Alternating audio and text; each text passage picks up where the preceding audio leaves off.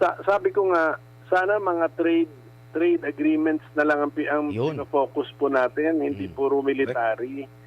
Yun na nga, nagiging puro military agreements. Sana trade agreements.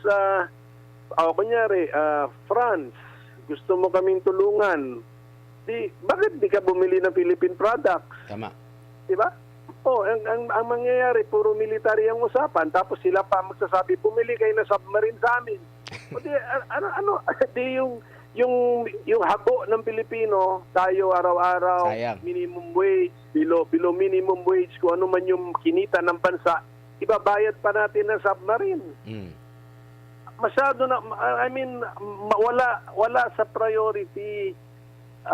Kahit wala akong tinitignan na survey, sa tingin, wala itong prediction ko sa ang sentimento ng taong bayan, wala sa priority ng taong bayan.